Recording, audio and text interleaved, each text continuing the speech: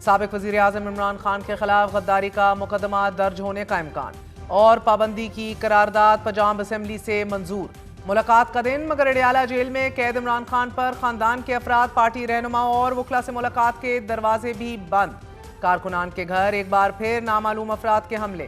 تحریک انصاف سیاسی بقا کی جنگ میں ناکامی کے دہانے پر کھڑی ہے۔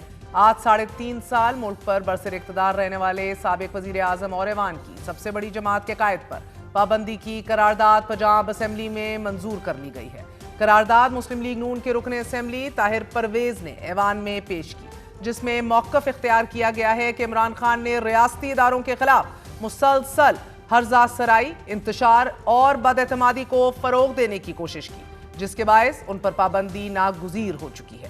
قرارداد میں مطالبہ کیا گیا ہے کہ وفاقی حکومت اور متعلقہ ادارے عمران خان کی جماعتی اور سیاسی سرگرمیوں پر مکمل پابندی کے لیے فوری اقدامات کریں اور ان کو قرار واقع سزا دی جائے۔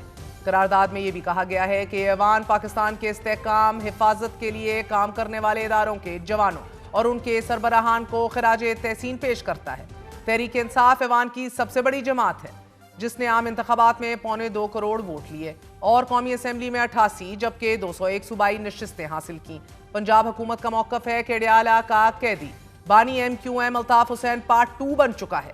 ملک کے ساتھ کھلواڑ، فتنہ سیاست اور پاکستان ایک ساتھ نہیں چل سکتے۔ جس طرح کی زبان، جس طرح کا ایک زہر جو ہے معاشرے میں پاکستان تحریک انصاف نے پھیلایا ہے اپنے سوشل میڈیا ٹرولز کے تھرو، ایک شخص جو ہے وہ جیل میں بیٹھا تقریر کر دیتا ہے جو اپنی ملاقاتوں کے دوران اس کو پیش کر دیتے ہیں، اور پھر سوشل میڈیا کے جو اکاؤنٹس ہیں، جو کہ پارٹی کے لوگوں کو بھی نہیں پتا کہ کہاں سے سوشل میڈیا اکاؤنٹ آپریٹ ہو رہا ہے اور کون کر رہا ہے، اداروں کے اوپر اس طرح ٹارگٹ کرنا۔ KPK میں انہوں نے جلسہ کیا، انہوں نے اداروں کو گالیاں دی، نفرت اور تفریق کی بات کی۔ فتنہ خان کی سیاست اور پاکستان اکٹھے نہیں چل پائیں گے۔ دوسروں کی ایسی اتروانے کی دھمکیاں دینے والا جو ہے وہ آج مظلوم بنا ہوا ہے۔ اڈیالہ کی دیواروں نے اس شخص کو ذہنی مریض بنا دیا ہے۔ اس وقت جو اڈیالہ کا قیدی ہے وہ الطاف حسین پارٹ 2 بن چکا ہے۔ تحریک انصاف اس وقت مشکل ترین دور سے گزر رہی ہے۔ ایوان کے اندر اور باہر جماعت کو ایک کڑے امتحان کا سامنا ہے۔